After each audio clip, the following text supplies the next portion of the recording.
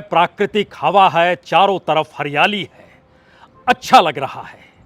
यह स्थिति 2014 में भी थी। इसी तरीके का खुला आसमान था, ऐसी ही हवा बह रही थी और यह स्थिति 2019 में भी थी और संभवतः यह स्थिति 2024 में भी रहेगी।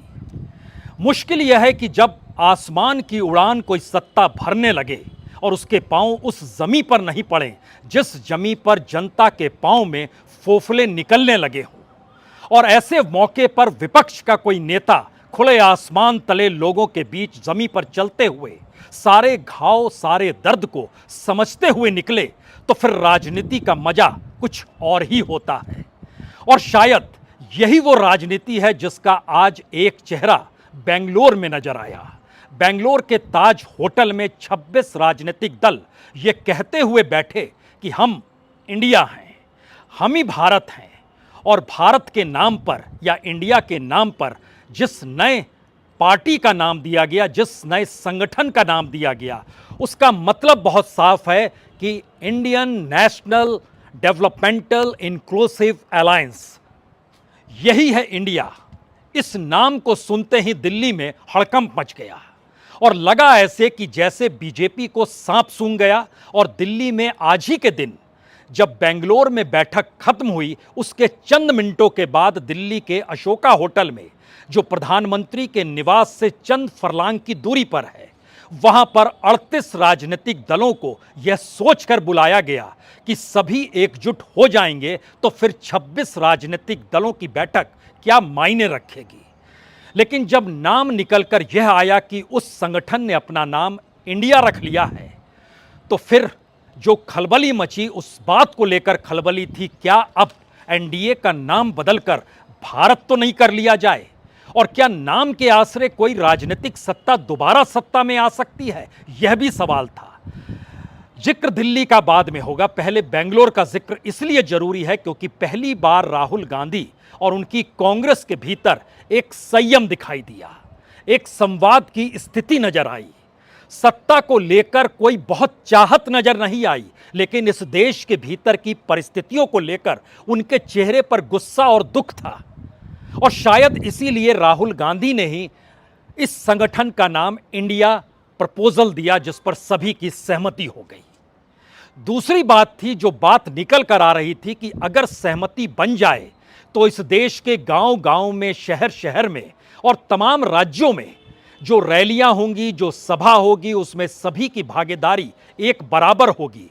और यह जानना होगा कि जो विपक्ष बेंगलोर में बैठा हुआ है, उसके पास 10 राज्यों की सत्ता है और एक दिल्ली केंद्र शासित, यहां पर भी आम आदमी पार्टी की सत्ता है, यानी 11 राज्य इनके पास हैं। दूसरी तरफ बीजेपी अपने तौर पर जो भी दावा करे, उसके पास कुल जमा जोड़ 6 राज्य बड़े हैं, 4 राज्य नॉर्थ ईस्ट के हैं, और नॉर्थ ईस्ट के ही 4 राज्य जो दूसरे गठबंधन के पास हैं, वह साथ में एनडीए के जुड़े हैं। लेकिन यह पहली बार था कि राहुल गांधी ने खुले तौर पर और कांग्रेस ने सहमति जताते हुए कहा कि प्रधानमंत्री की दौड़ कोई मायने नहीं रखती है। सवाल इस देश का है, लोकतंत्र का है, धर्मनिरपेक्षता का है, सामाजिक न्याय का है। और शायद इसीलिए सिलसिलेवार तरीके से किसी व्यक्ति विशेष को लेकर इस पूरे गठबंधन की नजर उस पर ना चली जाए, यानी अगर घोषित कर दिया गया कि यह प्रधानमंत्री का उम्मीदवार है, तो हर कोई उसी दृष्टि से झटके में मोदी और उस शख्स को तौलने लगेगा, मुद्दे गायब हो जाएंगे। अगर किसी संयोजक का नाम सामने रख दिया गया कि इस गठबंधन के संयोजक ये हैं, तो फिर उनके इर्द गिर्द पूरी राजनीति घुमड़ने लगेगी। तो क्यों नहीं ऐसा किया जाए कि समन्वय कमेटी एक बनाई जाए और उसमें 1-2 नहीं 11 सदस्य रहे, जो एक लिहाज से इस देश के तमाम बड़े राजनीतिक दलों के नुमाइंदों की मौजूदगी हो इसमें।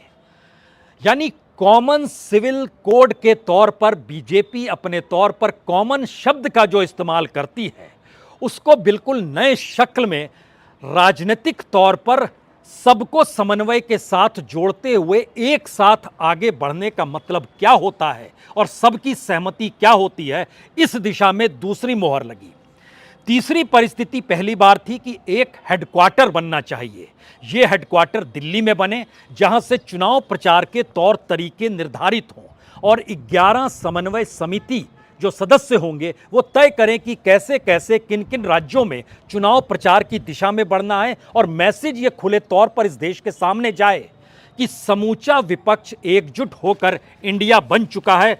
यानी इंडिया का मतलब वही है Indian national developmental inclusive alliance. और इसके आश्रय ये सवाल अब नहीं रहना चाहिए कि 2024 किसी पॉलिटिकल पार्टी के अस्तित्व का सवाल है या उनके सर्वाइवल का सवाल है। ये सवाल इस देश का है। इसीलिए 4-5 प्रस्ताव जिस पर चर्चा शुरू हुई उसमें बहुत साफ तौर पर था और माना गया कि इस देश में लोकतंत्र, धर्मनिरपेक्षता और सामाजिक न्याय के दायरे को वैचारिक तौर पर देश के सामने रखना है।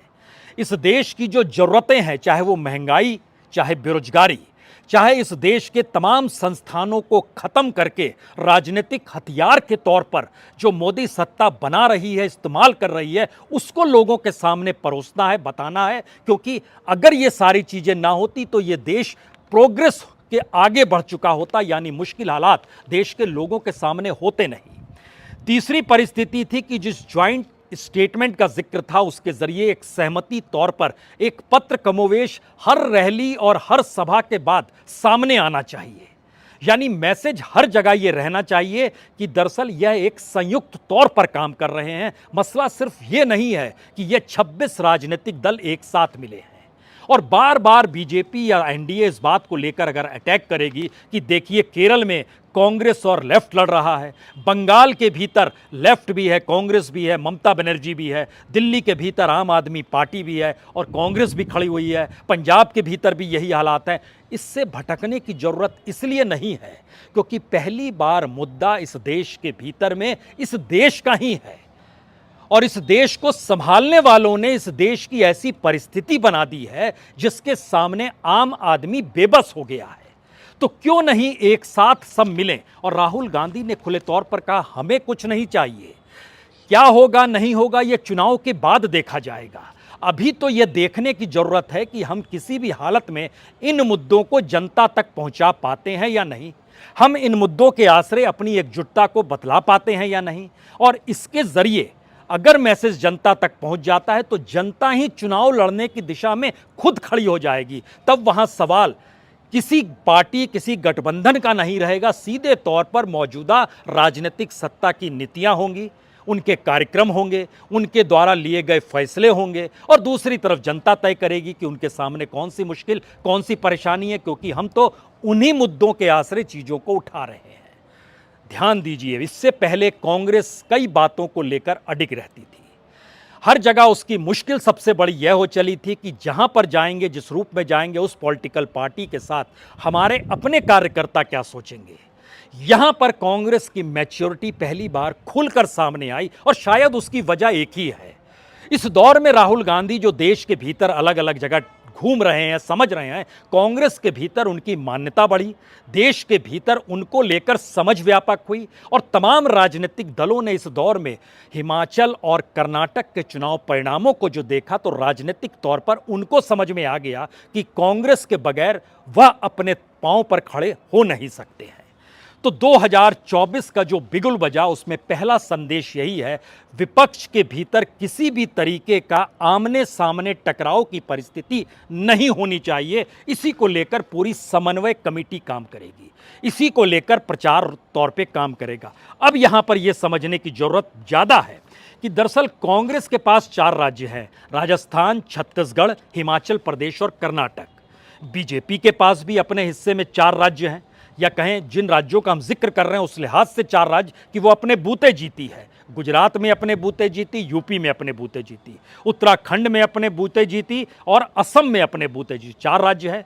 मध्य प्रदेश में जोड़ तोड़ की सरकार है, महाराष्ट्र में जोड़ तोड़ की सरकार है। इसके अलावे कहाँ है वो देश में? वह अरुणाचल में है, मणिपुर में है, त्रिपुरा में है, गोवा में है, छोटे राज्य। और उनके साथ जो 4 और गठबंधन आए हैं उनके पास सिक्किम है, मेघालय है, नागालैंड है, मिजोरम है। लेकिन दूसरी तरफ बेंगलोर में जो बैठे हुए थे कांग्रेस के 4 शासित राज्यों के अलावे ममता बनर्जी के पास पश्चिम बंगाल है, हेमंत सोरेन के पास झारखंड है, स्टालिन के पास तमिलनाडु है, सीपीएम के पास केरल है, आम आदमी पार्टी के पास पंजाब और दिल्ली है, जनता दल यूनाइटेड और आरजेडी के पास बिहार है। बड़े राज्यों की तुलना में और वोट और सीटों के समीकरण के दायरे में जब आप